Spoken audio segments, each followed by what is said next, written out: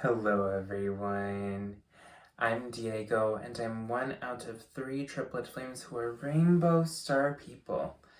And today I'm going to be talking about how to cope with sexual trauma. This is a pretty heavy topic, so please bear with me. Before I get into this topic, please like this video and subscribe to this YouTube channel for more content like this. Now onto today's topic. So I'm actually wearing the Friends of Rachel Wear Pink Stop Bullying shirt. And Friends of Rachel is all about kindness. And I think whenever you talk about sexual trauma specifically, it's important to be kind to yourself. It's so easy to internalize trauma as your fault. You have to remember that it's really not your fault. It's not your doing. You did not cause the trauma. It was caused by another person. And that person was the perpetrator of your sexual trauma. And it's just important to think about it in those terms and just remember that it's not your fault, that it was not your doing. So I myself have gone through sexual trauma, and I was noticing how it was affecting my relationships and causing me to distance myself from people because I would get into fight or flight mode and just want to run away. So I've been working on talking about it with my therapist. I actually, for a while, was in denial that I even had sexual trauma.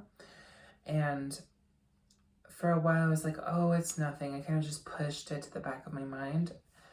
And then once I started talking about it with my therapist, she was like, yeah, what you went through was sexual trauma. I realized, oh my gosh, this is actually a real thing, and my feelings are valid.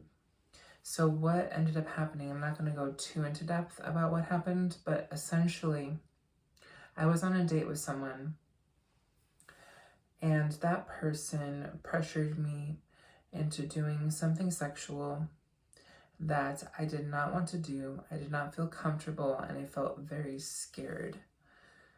And it was traumatic for me because I was doing something that I didn't want to do against my will. And it was something that was very scary and uncomfortable. And it's important to remember that in a healthy sexual relationship, you should not feel scared, pressured, or uncomfortable. Like, that is not how a healthy sexual relationship should be. A healthy sexual relationship should involve sexual intimacy that is pleasurable and comfortable and makes you feel safe. If you feel unsafe, or if you feel pressured or uncomfortable or scared, that's a big red flag. That means that you need to distance yourself from that person. So that's why it's important in a healthy sexual relationship that you feel comfortable, safe, and that you are both experiencing pleasure. And that's what a healthy sexual relationship should be like. So if you are missing those elements and you feel like you're being pressured sexually, or you're doing things against your will, or you're scared, that is a big red flag that you need to watch out for. So when I talked to my therapist about sexual trauma, and even to my peer support counselor, I got several tips. So one of the tips was to move the body and exercise in order to help release the emotions from your body. Another tip I got from my therapist is to essentially practice engaging all 5 of your senses in a very grounding way that brings you to the present moment. What I mean by that is, for example, engage the sense of smell by smelling something strong. What I like to smell is like the lotion that I put in my hands. It's like a lavender orange lotion that I can just smell on my wrist. Or I could do eucalyptus spearmint lotion. Eucalyptus and spearmint has a very strong scent, so that can really be grounding. I noticed that when I talked about my sexual trauma, it would trigger me, and then I would start getting super dizzy and nauseous and start seeing stars.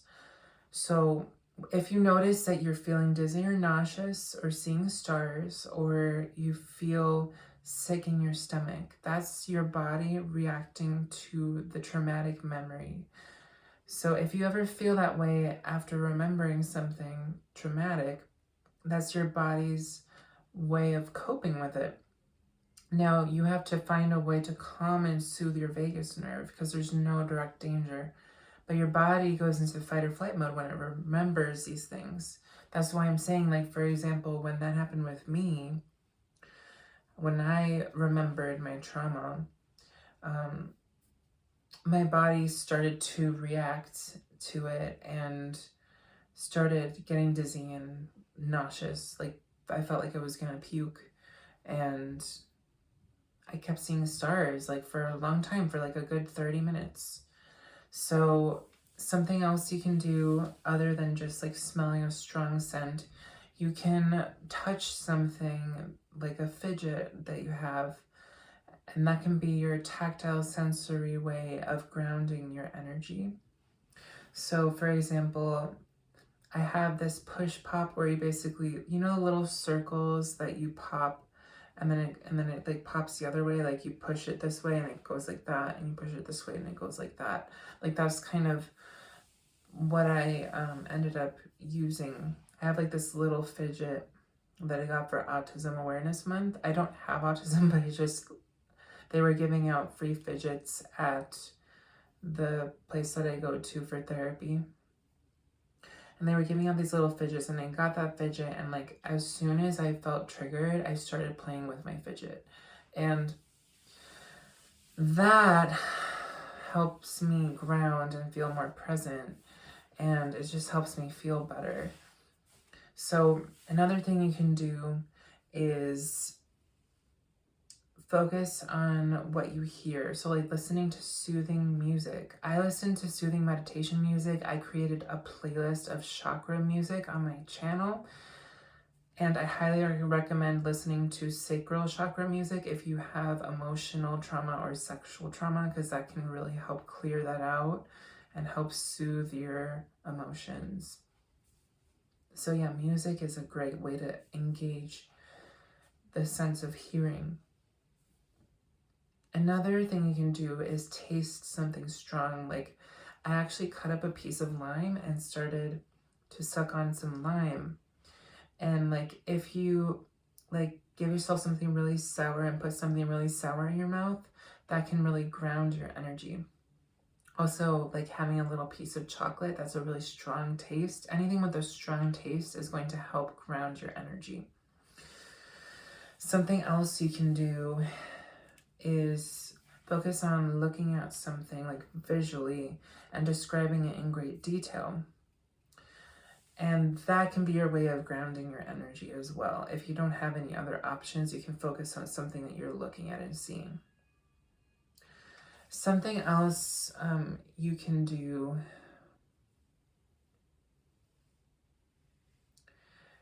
is to splash cold water on your face and hold your breath, or you can like even put your head underwater, or even like swim underwater. Or another good thing you can do is drink ice water, or put your head into an ice bath, or like put your head in ice water. Like do whatever you can to like put a cold sensation on your face, because that is good for distress tolerance. All of these things that I'm talking about engaging your senses and putting cold water on you, they're all distress tolerance skills that I learned in DBT and from my therapist. And they're all useful for coping with trauma. Another thing you can do, which really helped bring me down to a more stable place and a present place, is after you've done all of those sensory engagement practices and after you've splashed cold water on your face, if you've had any kind of trauma, you can do these things. You can also meditate. So I actually set a timer for 10 minutes and just meditated for 10 minutes after I had done all of those things. I don't recommend meditating before you engage your five senses. I would engage your five senses first, splash your face with cold water, and then meditate after that. And the whole purpose of meditation is to bring you into the present moment where you follow your exhale. So the whole time I was just focusing on exhaling through the diaphragm. And if you ever notice your mind wanders, you just come back to your exhale. If you need something to focus on, you can start from the number 10 and count all the way down to 1. That's another thing you can do while you meditate if you need something to focus on. So those are all great ways to cope with trauma. I hope you all have a wonderful day or night. Peace out, much love, and may you all be free. And I hope that you can be free from your trauma. I know it can be very hard to cope with trauma. It's easier said than done, but I have hope for you, and I hope you all have a wonderful day or night.